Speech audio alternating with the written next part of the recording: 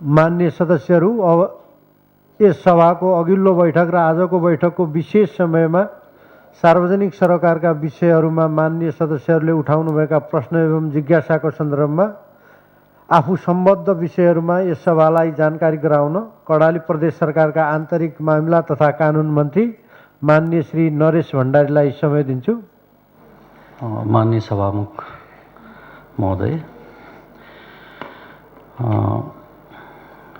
कोरोनाका कारण ज्यान गुमाउने दिवंगत हुने दैलेखका कर्णबहादुर थापा, चौरजारी घटनामा दिवंगत हुने 6 जना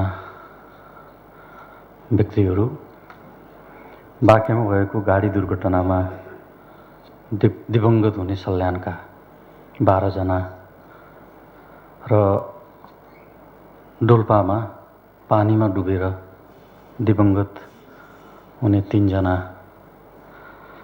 नानीहरूप्रति भावपूर्ण श्रद्धाञ्जली अर्पण गर्न चाहन्छु र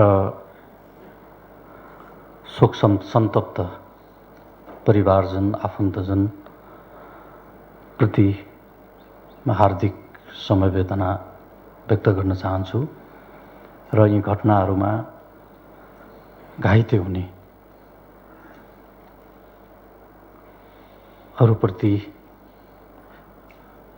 अरूप्रति म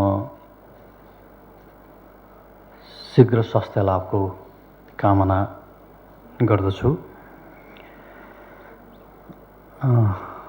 माननीय सभामुखज्यू, माननीय सदस्यज्यूहरूले हाम्रो मन्त्रालयसँग सम्बन्धित विषयहरू उहाँहरूले उठान गर्नुभएको छ। उहाँहरूले आफ्ना मतहरू, रायहरू, सुझावहरू र जिज्ञासाहरू प्रकट गर्नुभएको छ। म ती जिज्ञासाहरूको जवाब दिन यहाँ सम्मानित सदनको यो रोस्टरमा उभिएको छु। यो मानव जातिले भोगिरहेको विषम परिस्थितिमा हामी सम्मानित सदनमा बहस गरिरहेका छौँ, उभिएका छौँ, हामी सहभागी भइरहेका छौँ। सार्वभौम जनताको प्रतिनिधि संस्थामा जनताका प्रतिनिधिहरूले उठाएका जिज्ञासा हामी जिरहेको परिस्थितिका उपज हुन्।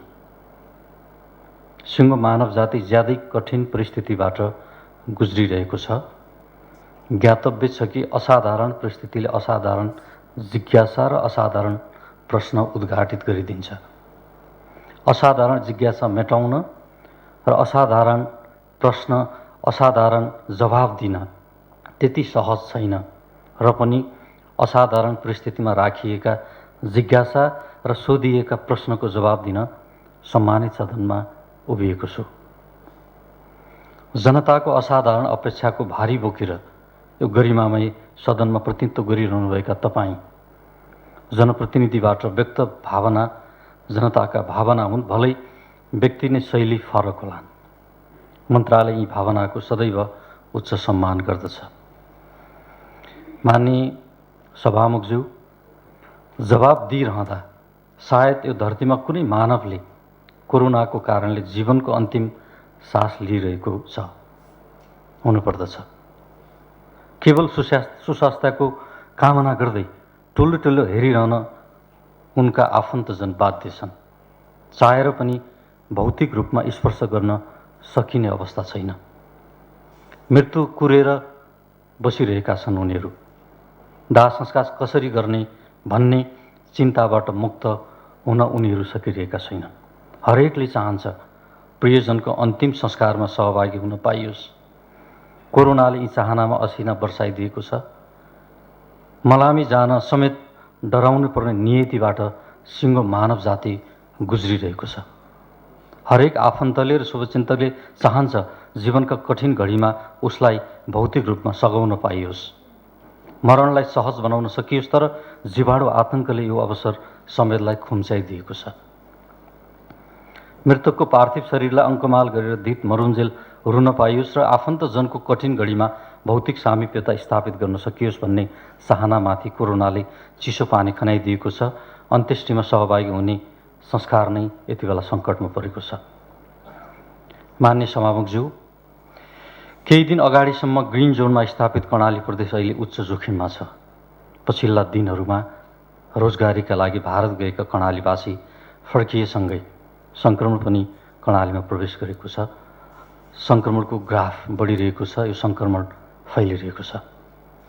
क्वारेन्टाइनको क्षमता अभिवृद्धि, स्वास्थ्य संस्थाहरूको पूर्वाधार विकास, आइसोलेसन बेड सङ्ख्या थप गर्ने, सङ्घीय सरकारसँग मेडिकल सामग्री माग गर्ने र आफैले पनि खरिद गरेर परीक्षणको दायरा बढाउने गरी सरकार अगाडि बढिरहेको छ। यति हुँदाहुँदै पनि अन्य प्रदेशको तुलनामा कर्णाली प्रदेश कमजोर स्वास्थ्य संरचना, कम जनशक्ति र न्यून स्वास्थ्य चेतना भएको प्रदेश हो। त्यसैले कोरोना विरुद्धको लडाईँ निकै सकसपूर्ण हुने देखिन्छ। आरोप प्रत्यारोप नगरी सामूहिक रूपमा जुट्न जरुरी छ। यो इतिहासको अपरिहार्य आवश्यकता हो। रोकथाम तथा नियन्त्रण गर्न नसक्दा राष्ट्र र सामाजिक जीवनका अवयवहरू पक्षघात पीडित बन्न पुग्छन्। यो थाहा छ। नेतृत्वले जनविश्वास गुमाउँछ। सक्षम नेतृत्वको अभावमा प्रणाली असफल हुन्छ। असफल प्रणालीले व्यवस्थाको असफलतालाई मलजल गर्छ। असफल व्यवस्थाको जगमा राष्ट्र उभिन सक्दैन। अन्ततः सङ्कटको हुरीले राष्ट्रलाई नै बढारिदिन्छ।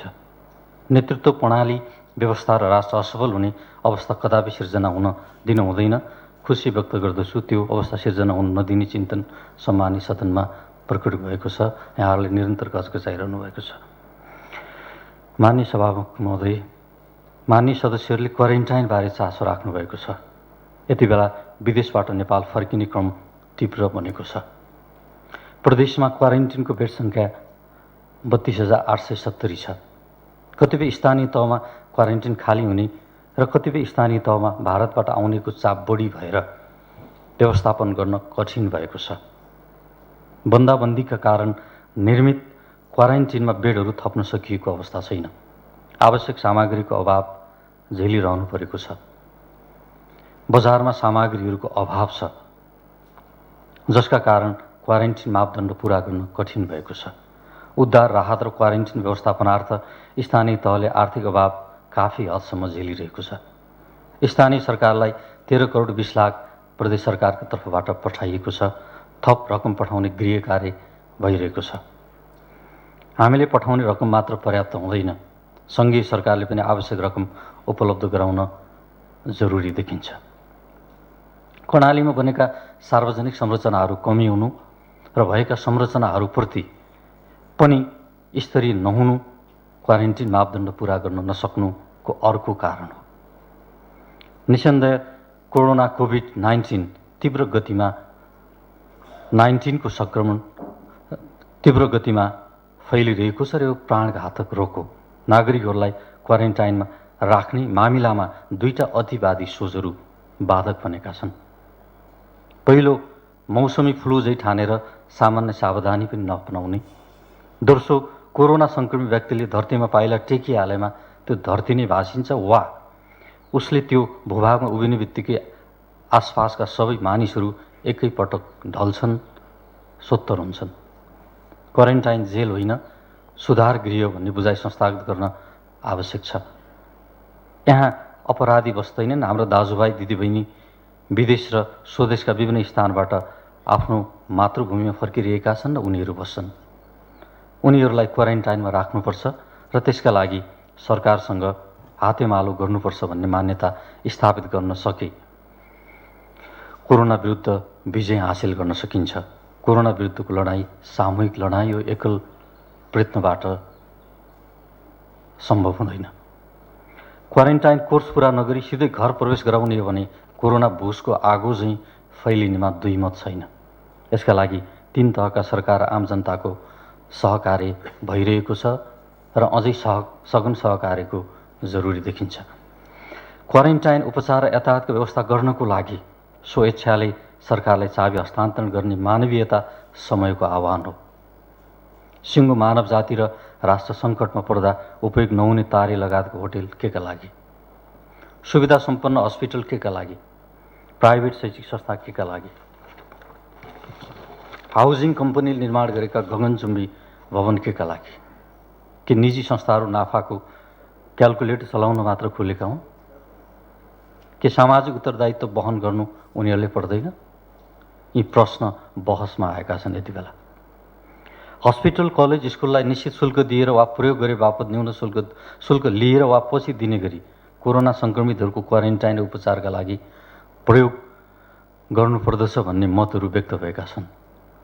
राज्यले त्यतातिर सोच्नुपर्ने अवस्था सिर्जना हुँदैछ। म सङ्घीय सरकारलाई रोस्टमबाट म विशेष अपिल गर्दछु र गम्भीर ध्यान आकर्षण पनि गराउन चाहन्छु। यो कर्णाली प्रदेशको जो कोरोनाको यति बेला ग्राफ हत्तै बढिरहेको छ र यो निकै जोखिमका बीचबाट गुजिरहेको छ, यो रोस्टमबाट म सङ्घीय सरकारलाई विशेष अपिल गर्न चाहन्छु। मान्य सभामुखज्यू, टन्टलापुर घामले दुधे नानी बोकेर भोकै प्यासै भौतारिएका आमा, कैयन दिन पैदल हिँडेर ठेला परेर खुट्टा सुनिएका दाजुभाइको लस्करले हाम्रा आँखा रसाए, हृदय टुक्रिए। सरकारले व्यापक आलोचना खेप्नु पर्यो। अल्पत्र यो लस्करलाई कम्युनिस्ट पार्टीको शोक जुलुसको संज्ञा पनि दियो। हरेक व्यक्तिको लागि घर सुरक्षित स्थान हो। भारत र स्वदेशका विभिन्न स्थानबाट नाङ्गै भोकै अनिद्रै आफ्नो जन्मभूमि सम्झेर आउँदा अल्पत्र परेका नागरिकलाई सरकारले उद्धार गर्नै पर्थ्यो। त्यो गऱ्यौँ हामीले। आलोचना रोकिएन। गाउँमा कोरोना पठाएको भनियो, विरोधमा अखबारका पानाहरू रङ्गिए। यो पनि ठिक छैन, ऊ पनि ठिक छैन, ठिक के हो त्यो पनि थाहा छैन भन्ने मतहरू पनि आए। असाधारण परिस्थितिमा यस्ता विचार आउँछन्, सहज अवस्थामा यस्ता सोच आउँदैनन्। त्यही रूपमा बुझ्नु पर्दछ हामीले। यसलाई अस्वाभाविक रूपमा बुझ्नु पनि हुँदैन। 2076 चैत 6 गतेदेखि 2077 वैशाख 31 गतेसम्म भारतबाट आएका व्यक्तिहरूको सङ्ख्या कुल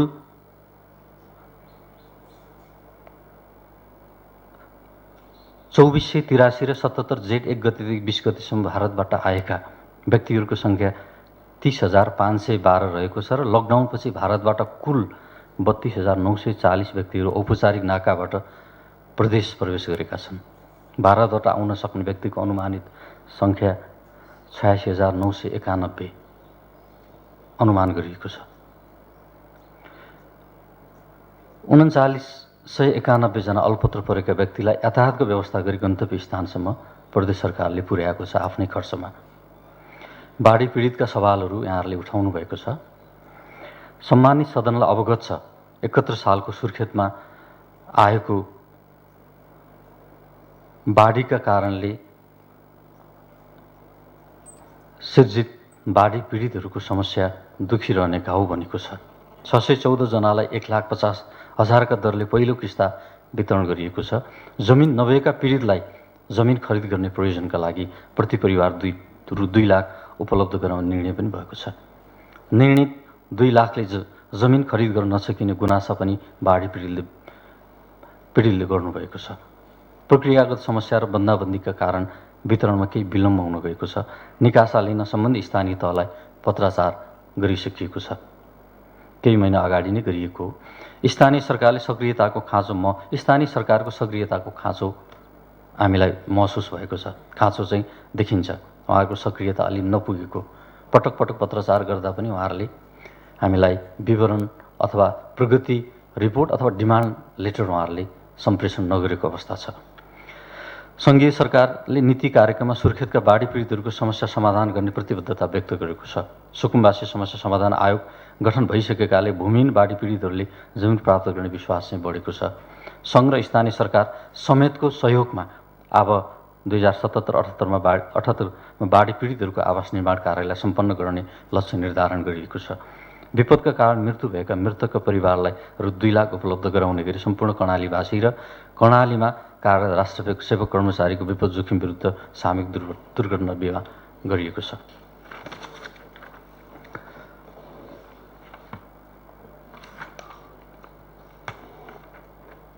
यो प्रदेशका विभिन्न स्थानमा बाढी र अग्निका कारण क्षति भएका घरलाई राहतको व्यवस्था गरिनेछ। पलाताका अग्नि पीडितको आवास निर्माण कार्य सम्पन्न भइसकेको छ र यो जो विपद बिमामा आबद्ध मतलब त्यो लाभान्वित हुन नसक्ने स्थिति छ उहाँहरूलाई सरकारले अलग्गै डिसिजन गरेर बिमा बराबरको रकम प्राकृतिक मतलब कारणले मृत्यु भएको छ भने हामी उपलब्ध गराउनेछौँ। चौरजारी घटनाले सत्य तथ्य छानबिन गर्नको लागि सङ्घीय गृह मन्त्रालयले गठन गरेको उच्चस्तरीय छानबिन समितिले स्थलगत अध्ययन गरेर फर्किसकेको छ। त्यो टोलीसँग समन्वय हामीले गरेका छौँ। 6 जनाको शव भेटिएको छ, 20 जनालाई पक्राउ गरी म्याद थप गरिएको छ।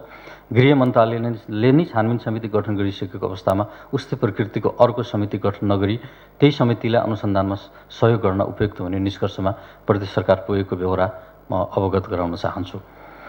चौरजारी घटनाको निष्पक्ष छानबिनका लागि सम्बद्ध निकायसँग समन्वय भइरहेको छ। अपराध कर्ममा संलग्नलाई कानुनी दायरामा ल्याउन प्रदेश सरकार प्रतिबद्ध छ। यसका लागि हामी आवश्यक पहल गरिरहेका छौँ। सोती घटनाप्रति प्रदेश सरकार गम्भीर र संवेदनशील छ। मृतक परिवारलाई राहतको व्यवस्था गरिनेछ। यो घटनालाई साम्प्रदायिक नबनाई अनुसन्धानमा सघाउन सम्बद्ध पक्षलाई अपिल गर्न चाहन्छु। यो कोषको विषयमा मान्यज्यूहरूले चाहिँ अब जिज्ञासा चाहिँ राख्नुभएको थियो। म त्यसको यहाँहरूको बिचमा विवरण चाहिँ म प्रस्तुत गर्न चाहन्छु।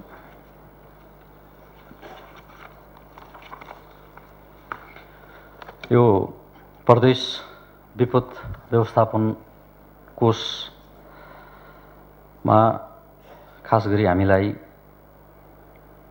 हालसम्म कुल चाहिँ 35 करोड 33 लाख 55 हजार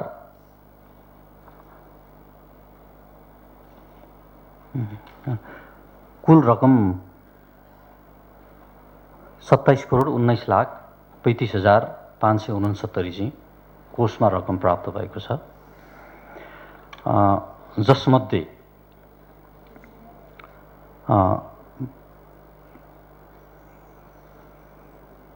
2 करोड 24 लाख 35 हजार 569 रुपियाँ विभिन्न व्यक्ति सङ्घ संस्थाबाट प्राप्त भएको छ।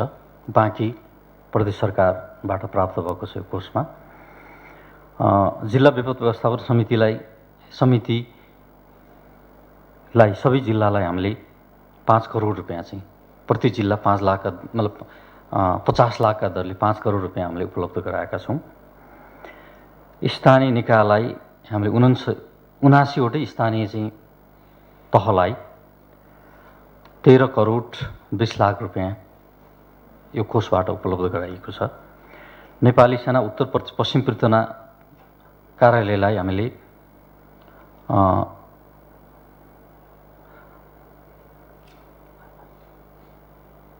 2 करोड 5 लाख रुपियाँ हामीले उपलब्ध गराएका छौँ। उद्योग पर्यटन वन तथा वातावरण मन्त्रालयलाई 60 लाख रुपियाँ उपलब्ध गराएका छौँ। भौतिक पूर्वाधार विकास कार्यालयलाई 10 लाख रुपियाँ उपलब्ध गराइएको छ। सामाजिक विकास मन्त्रालयलाई 2 करोड 50 लाख रुपियाँ उपलब्ध गराइएको छ। प्रदेश प्रहरी कार्यालय सुर्खेतलाई 10 लाख रुपियाँ उपलब्ध गराइएको छ। सशस्त्र प्रहरी बल नेपाल महेश्वरी बाहिनीलाई 5 लाख रुपियाँ उपलब्ध गराइएको छ। र आन्तरिक मामिला तथा कानुन मन्त्रालयलाई यो